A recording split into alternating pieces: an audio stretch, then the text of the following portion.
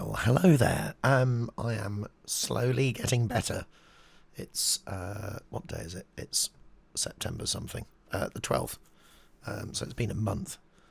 Wow. So anyway, look, it's Barcelona time by Vince Mendoza, one of the greatest orchestrators, composers, really in our lifetime. Actually, I would say. So I'm going to play a little bit of Barcelona and then go through the initial string quartet part, or actually string quintet part, that happens after the opening phrase. So this is Barcelona.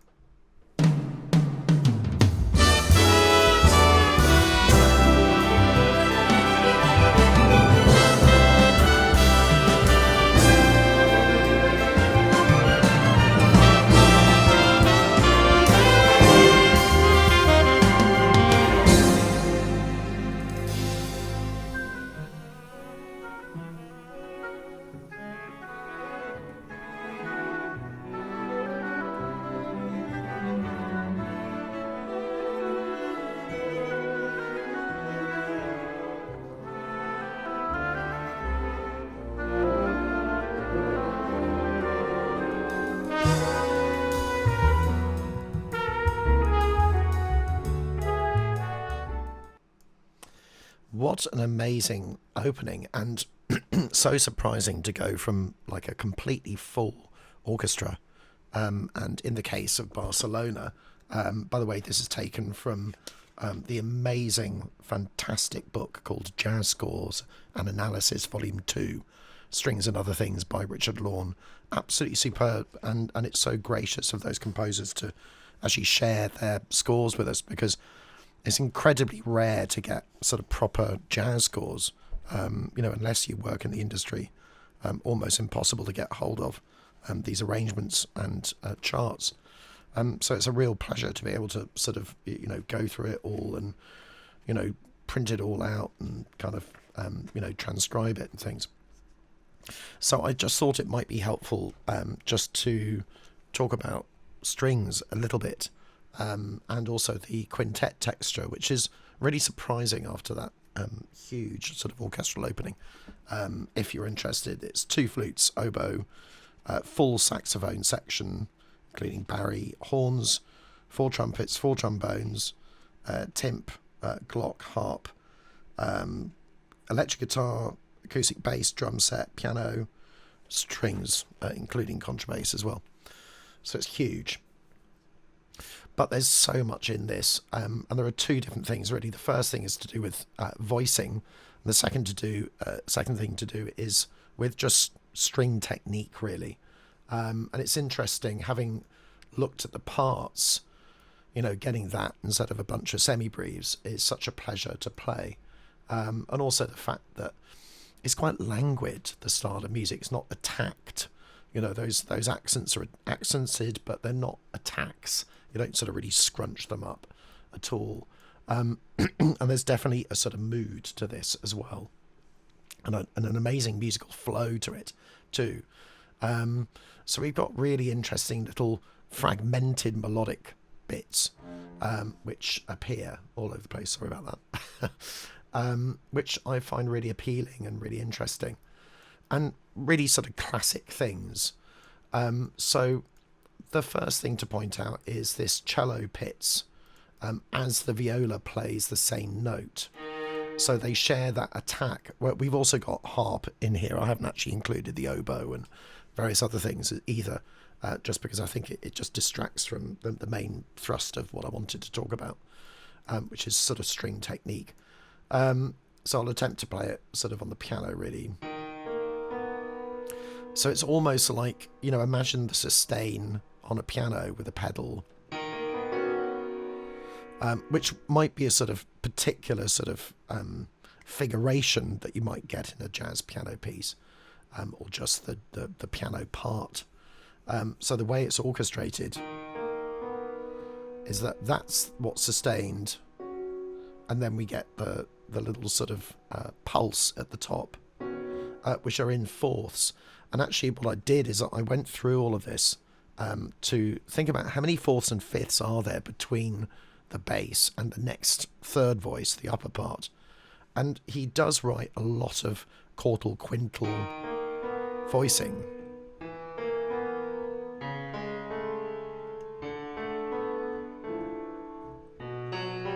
So that sort of 5/6 idea.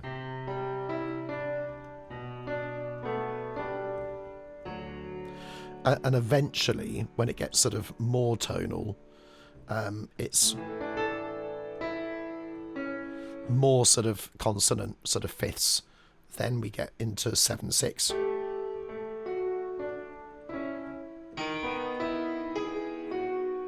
Really interesting sort of flat 9 at that point.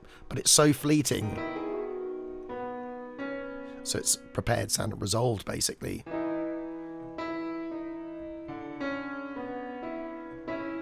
So another 7/6. And then you get both of them at the same time at that point. And then more 7/6s. And I'm just looking at the sort of bottom notes here. Back to fifth. Little planing. Thirds. Like that. So interesting how it's voiced. And then in the upper parts, there's also quite a lot of sort of fourths and fifths going on as well. It's definitely a hallmark of Vince's style, and that often the dissonances are kept in the middle, which is sort of classic sort of jazz voicing, really, anyway.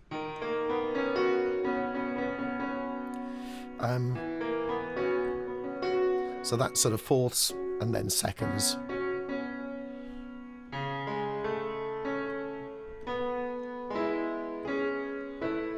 And then lots of fifths at that point in the third bar. Then in the fourth bar, that nice sort of little suspension idea,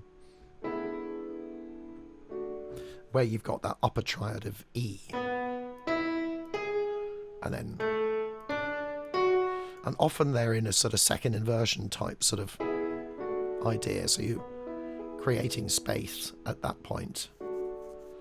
And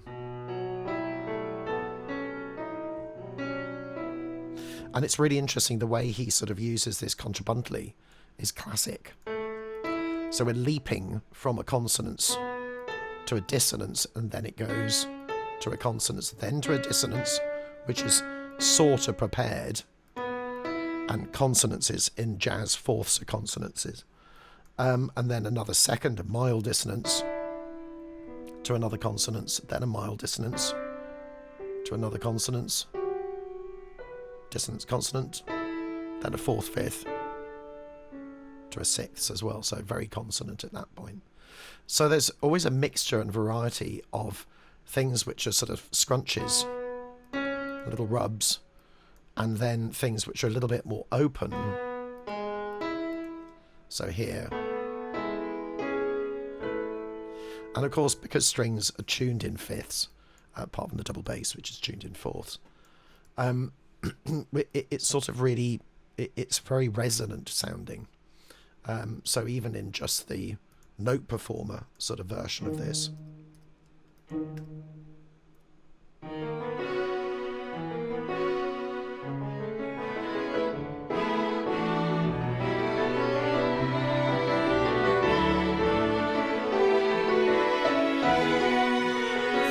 Wonderful how it sort of really opens up by this bar 23. We've got a lot of string crossing as well, sort of parts that cross over.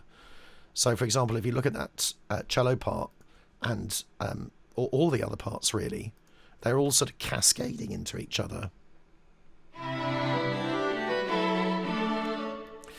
With the result being that the main attack is here, which is again the sort of fourth and the second, sixths as well. So it's a sort of open sounding chord in some respects, but of course we still have that dissonance, which is very similar to that dissonance as well. But what's really remarkable is this sort of string crossing, this sort of crossed parts. So if we were playing it just together very, very slowly, and this is something which would be really good to do, is just go through it incredibly slowly. So at that point here, we've got all 3 notes, and then it dissipates, and then that sort of dissonant, and then consonance, and then it's sort of consonant as well. I'm going to call it consonant, even the add 2, which is a mild dissonance.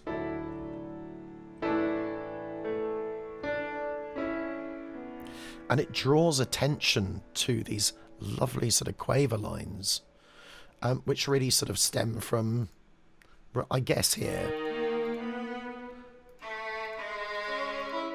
and then here, sort of scale-like, and sometimes with little bits of gapping as well, and here as well,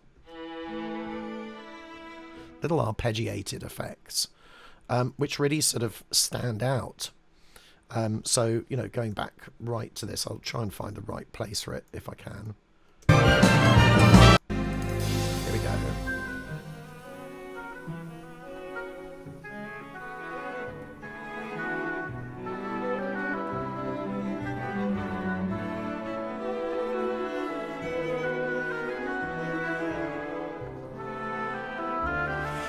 The other thing that's really interesting is that there are little fragments of melody.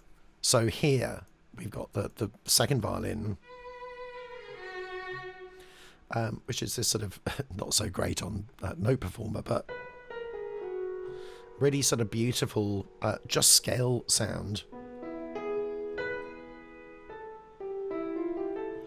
So it sort of flits in and out of the melodic line, which I think is really interesting accompaniment-wise, because you get this lovely sort of doubling effect, which is really beautiful.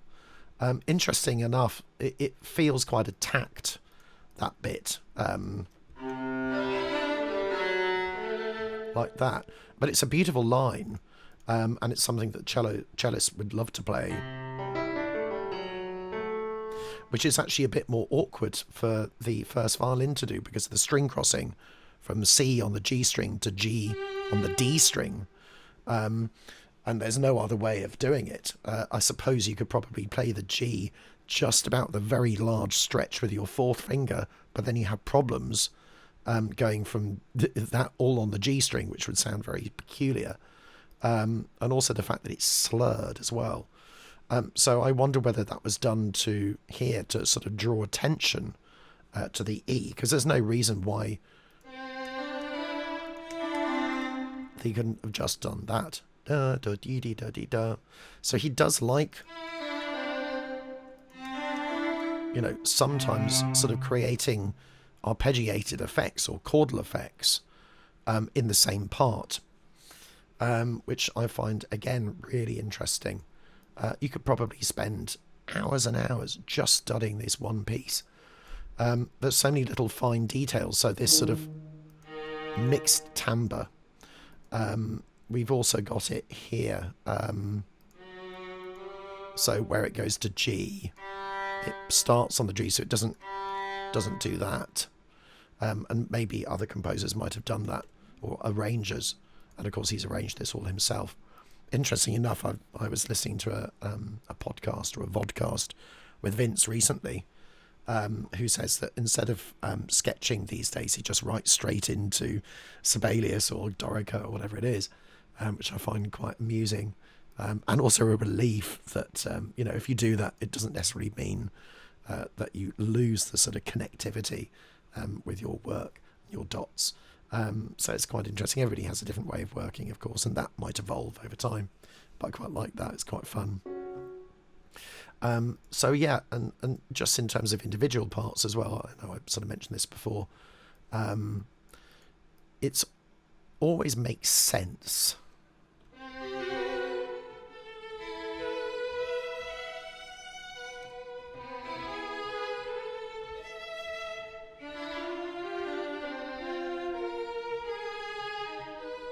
Like that.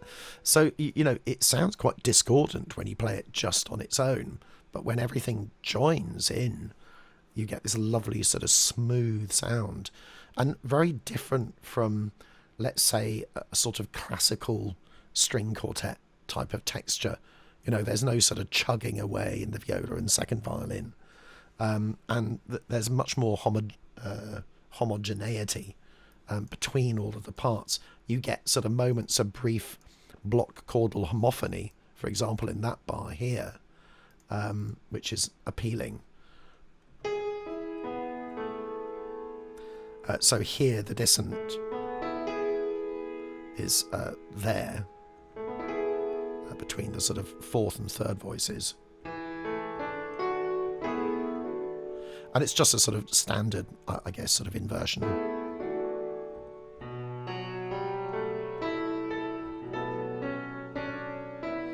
You know, it would be difficult to, you know, imagine writing that on the piano because of all the little sort of rubs and cascades that you get. But he tends to favour this sort of scalic movement in the same voice and keep it there, which I find, again, really appealing. So we've already talked about those sort of cross parts. Then it goes on and opens out into more of a sort of open sound.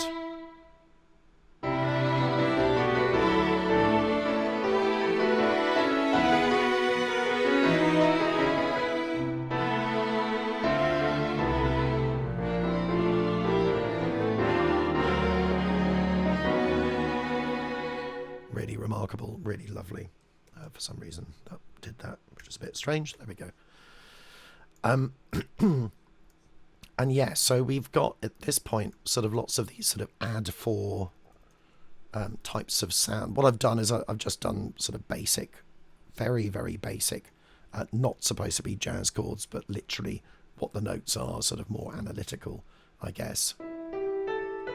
And some of them are actually provided by Vince himself in the score. So we've got this sort of, but how it's voiced. So we got A, then the second violin, then the viola here.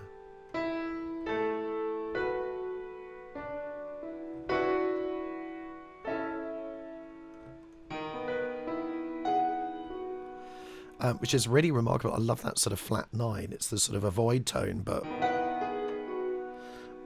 Vince often uses those actually, and then that makes sense to go to the D sharp. All these little rubs. You know, if you played them all together, it has a very sort of open modal quality to the whole thing. So a nice idea is to go through it really, really slowly. So just starting with the basic pitches. I'm not trying to play it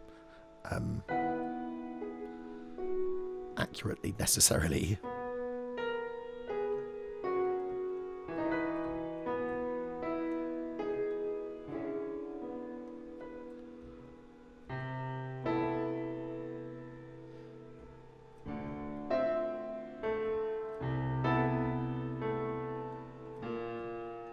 Planing.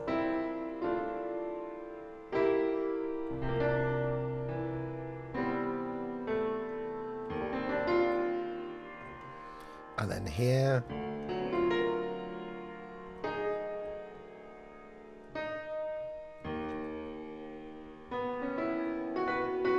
Sorry.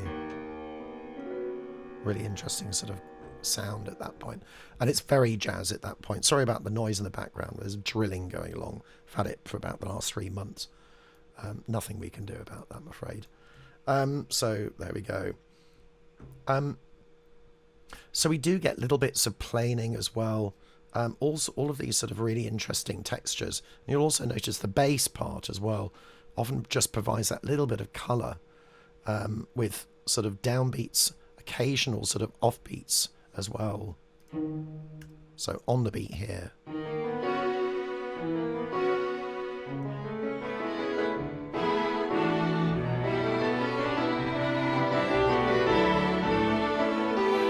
And I love that little accented moment there. That really sort of makes a huge difference.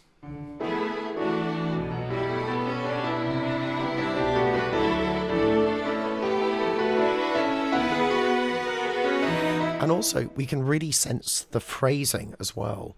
You know, having a gap in the contrabass at that point is also really important.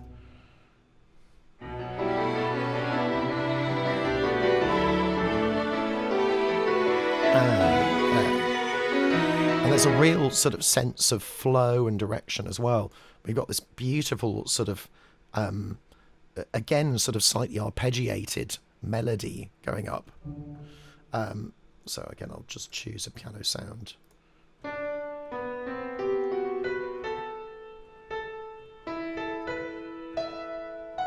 It really sort of opens up. It's this lovely open chord, adding voice 2. Lots of fourths and fifths, adding the middle voice now.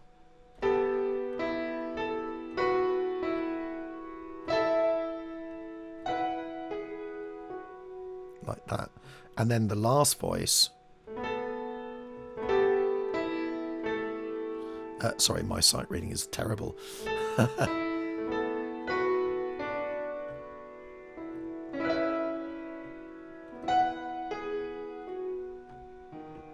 With that little double bass as well. So it has this real sense of sort of openness. And it's interesting that, you know, look at the direction of everything. So we've got 3 parts that are sort of going up, but we've also got a part to balance that going down as well. It is really fantastic part writing. You can't really get any better than this.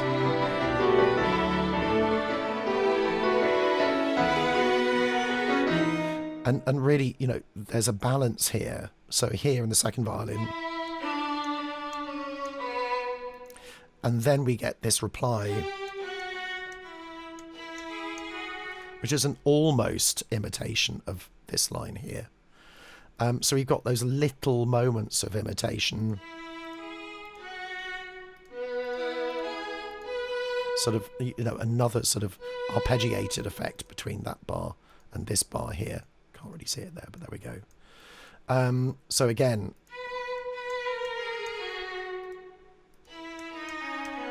little points of imitation, then sort of a pause as well.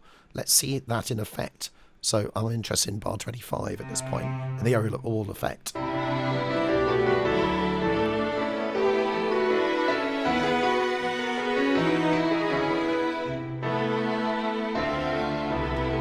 Yeah, and actually we sense that the melody's missing from that point. It is actually there. It's in the oboe, but it just means that it stands out a little bit more. So a nice sudden change of this sort of very contrapuntal texture into a completely sort of block chordal first species counterpoint texture into a second species counterpoint texture, 2 notes against 1 note, with this sort of lovely lilting quality, which the whole thing has, a lilt.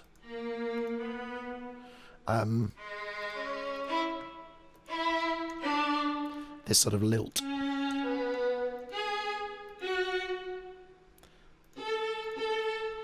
And generally goes down unless it sort of occasionally goes up. So lovely lilt, and then more lilting right at the end.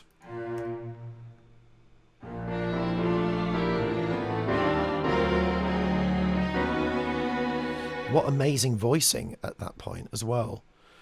So in the reduction it's probably easier to see, so I'll try and just make that a little bit bigger. So we've got a planing moment at that point.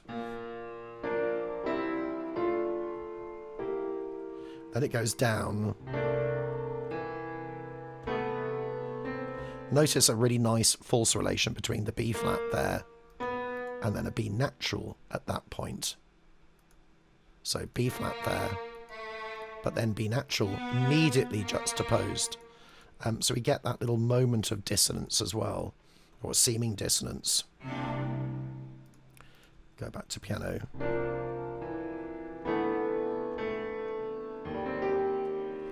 So here,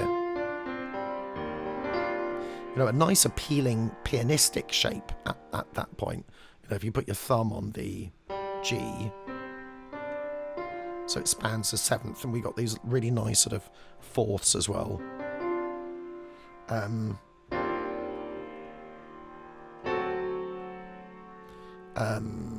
don't think I played that right. There we go.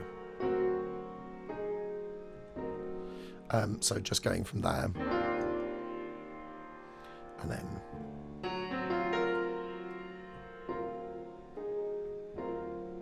beautiful. So all in thirds at that point as well.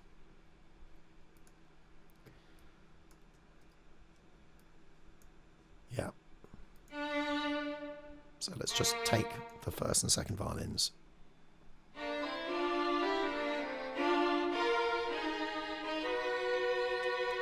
And they sort of all cascade on the same note, or from the same note, like a big sort of opening up as well. Notice that the cello and the double bass don't enter until the very last note. So you get this very thin texture, then suddenly this thickness that comes out as well.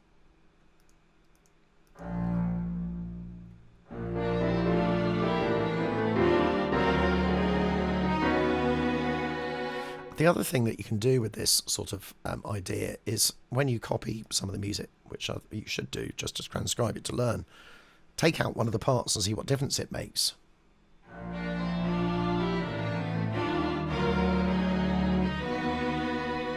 So it's interesting to see what you can kind of get away with, and also what makes something richer.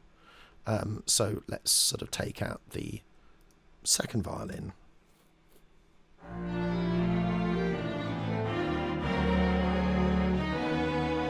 Really interesting. Sorry, I keep going back to the beginning. Stop it. Fascinating, because that means that every single note is chosen for a reason. When you've got fewer instruments to worry about, every single note is so important because it just adds something.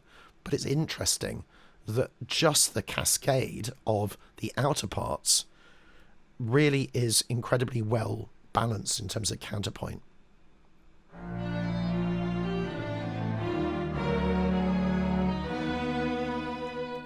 Like that.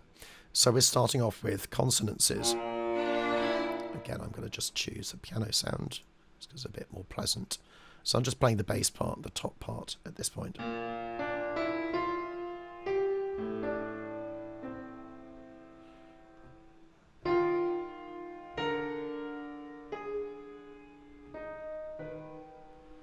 It's really interesting. That's sort of quite dissonant.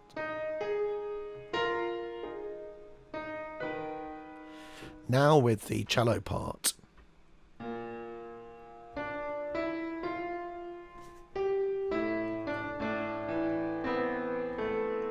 it suddenly starts opening up a little bit more.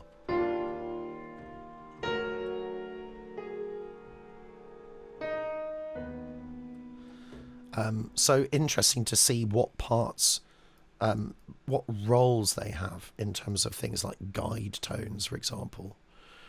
So a guide tone here because it's a third, kind of a guide tone there because it's sort of a suspension. So we get that sort of feeling of A minor. Then a 7th at that point as well. And then we get the augmented note, so that again is a sort of guide tone. And another one. And then another one as well, because we've got the root at the top. So almost all of them are guide tones. So that everything else is sort of filler, but also taking on a more harmonic, a completely harmonic role in what we have. There are very few notes which are sort of superfluous to the chord. You know, that has to be, you know, that it's just as sort of an approach note at that point diatonically. And even with that little bit of chromaticism that we get from it, then all chordal notes, then at this point,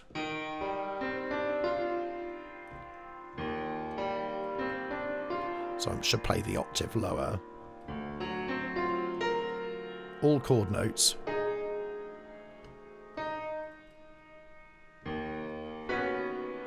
And then again, all chord notes as well.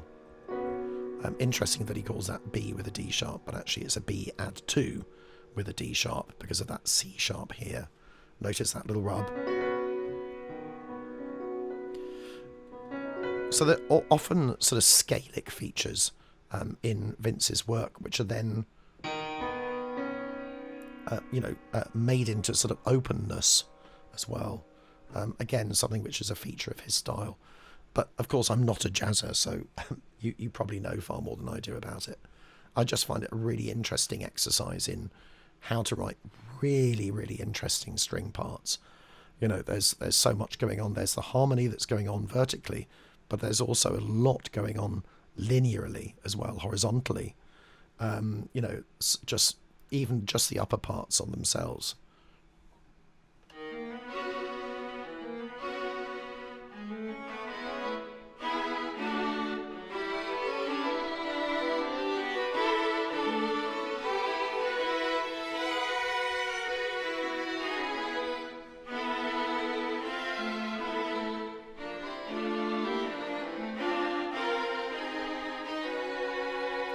The other thing to mention, of course, is that the rhythm of this as well, which is really interesting.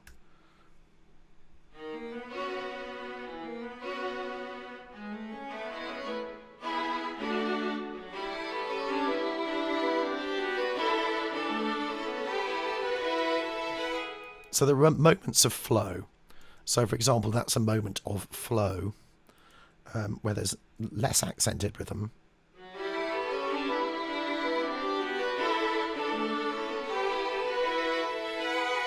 And even when there isn't seemingly, let's say, for example, there is still some accented rhythm as well.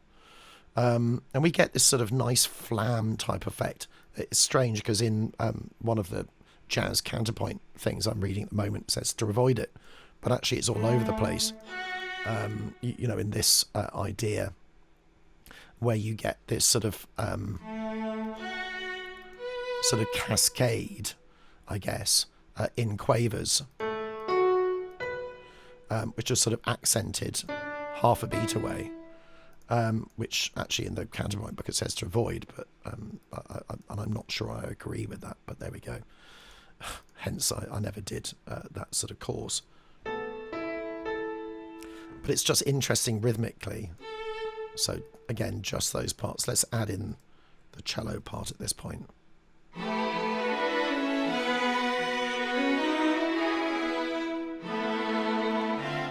Yeah, so we're kind of missing the beat at that point.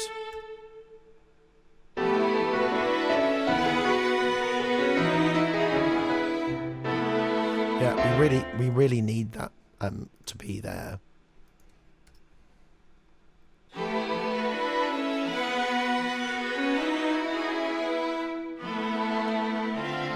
So it's interesting, by taking things out, you can really realise what the role is.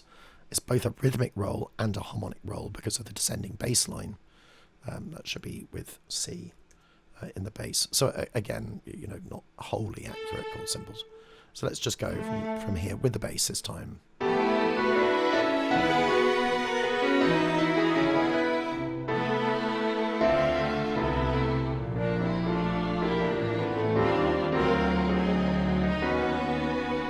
And notice how towards the cadence, the pace of chord change is quickened as well, and also quite extraordinary in terms of, the sort of complexity of the chords. So E flat 6 9, D augmented 7, D7 the sharp 11 flat 9, or sharp 4 if you want to call it that. But it's definitely an extension at that point.